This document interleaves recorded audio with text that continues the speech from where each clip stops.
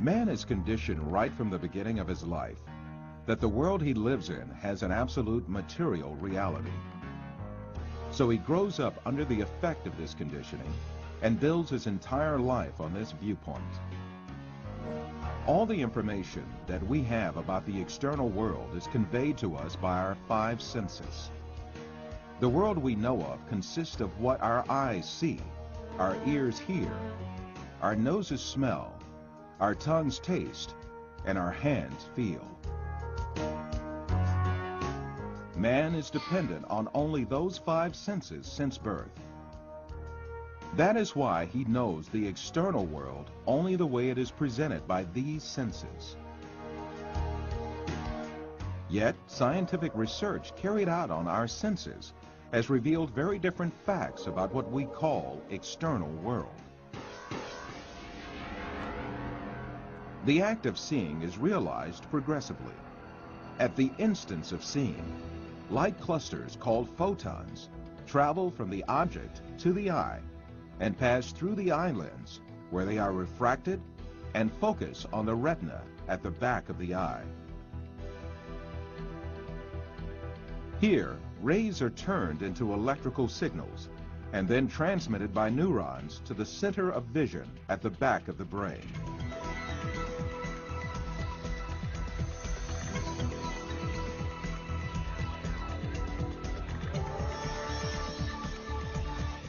The act of seeing actually takes place in this center in the brain.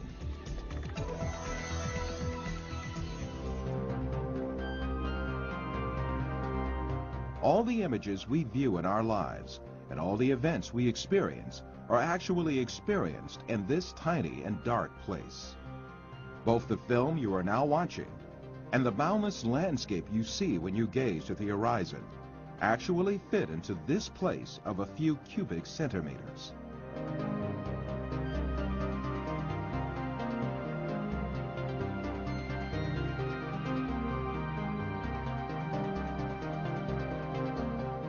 Now, let us reconsider this information more carefully.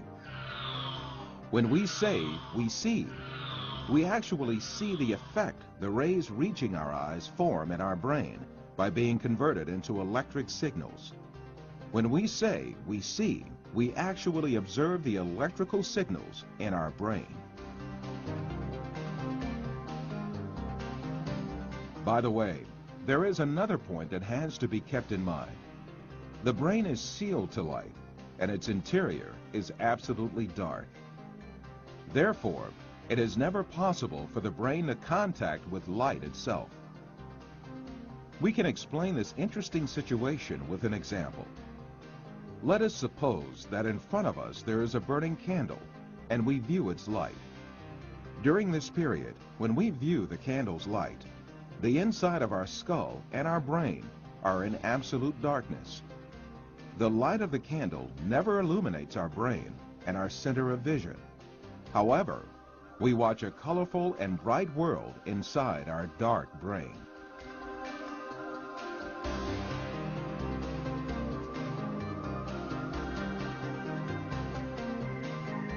The same situation applies to all our other senses. Sound, touch, taste, and smell are all perceived in the brain as electrical signals.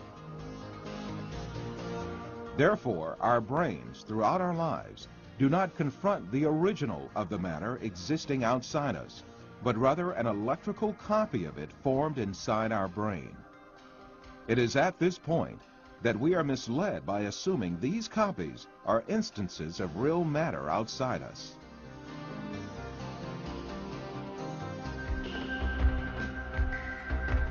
These physical facts make us come to an indisputable conclusion. Everything we see, touch, hear, and perceive is matter. The world, or the universe, is only electrical signals in our brain.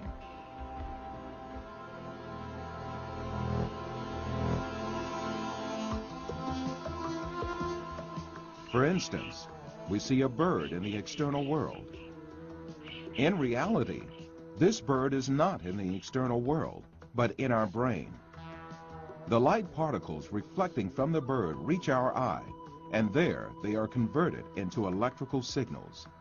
These signals are transmitted by neurons to the center of vision in the brain. The bird we see is, in fact, the electric signals in our brain. If the sight nerves traveling to the brain were disconnected, the image of the bird would suddenly disappear. In the same manner, the bird sounds we hear are also in our brain. If the nerve traveling from the ear to the brain was disconnected, there would be no sound left.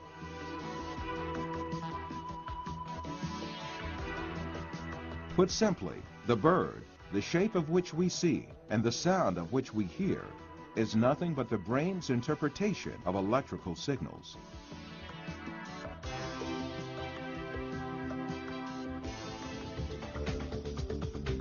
Another point to be considered here is the sense of distance. For example, the distance between you and this screen is nothing but a feeling of space formed in your brain. Also, objects that seem to be very distant in one person's view are actually images clustered at one spot in the brain.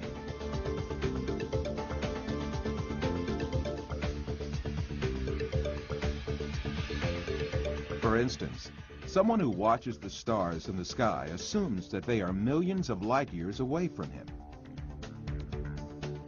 Yet the stars are right inside himself and the center of vision of his brain.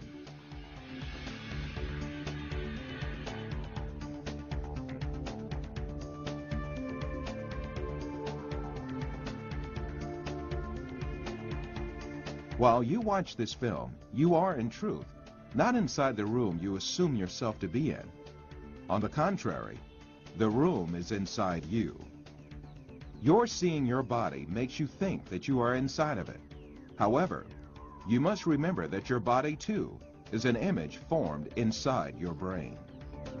Since we can never actually reach the external world, how can we be sure that such a world really exists? Definitely we cannot. The only reality we cope with is the world of perceptions we live within our minds.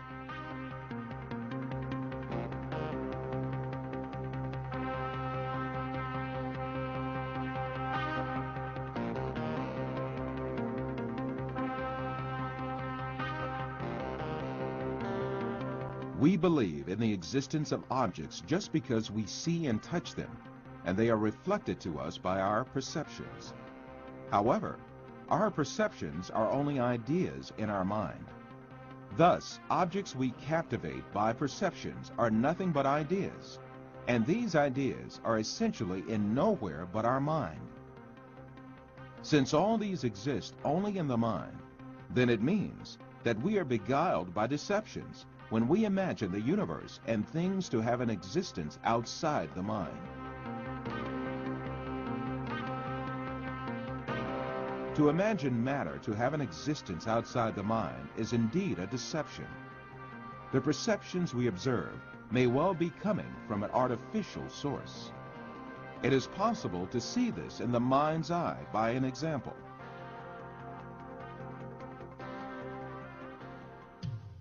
First, let us suppose that we could take our brain out of our body and keep it alive in a glass jar. Let us put a computer in which all kinds of information can be recorded.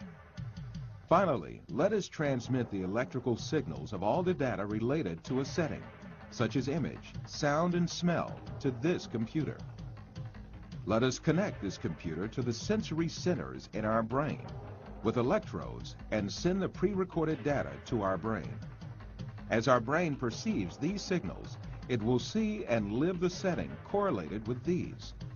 From this computer, we can send to our brain also signals pertaining to our own image. For instance, we can send to our brain the electrical correlates of such senses as sight, hearing, and touch that we perceive while we sit at a desk. In that state, our brain would think itself as a businessman sitting in his office. This imaginary world would continue as long as the stimulations keep coming from the computer. We would never realize that we only consist of a brain.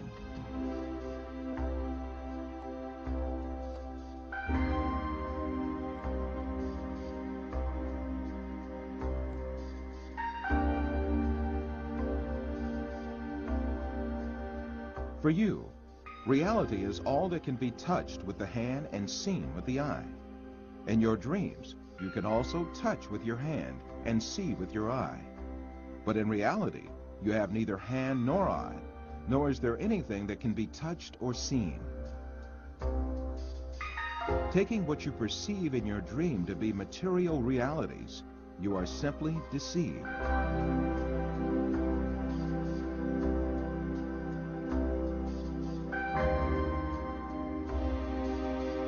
For example, a person deeply asleep in his bed may see himself in an entirely different world in his dream. He may dream that he is a pilot and command a giant airplane, and even spend a great effort to command the plane. In fact, this person has not taken even one step away from his bed. If we are able to live easily in an unreal world during our dreams, the same thing can equally be true for the world we live in. Then, what is the will that sees, hears, and perceives all other senses if it is not the brain? Who is it that sees, hears, touches, and perceives the taste and smell? Who is this being that thinks, reasons, has feelings, and moreover that says, I am me? What we call the material world is the aggregate of perceptions viewed and felt by this soul.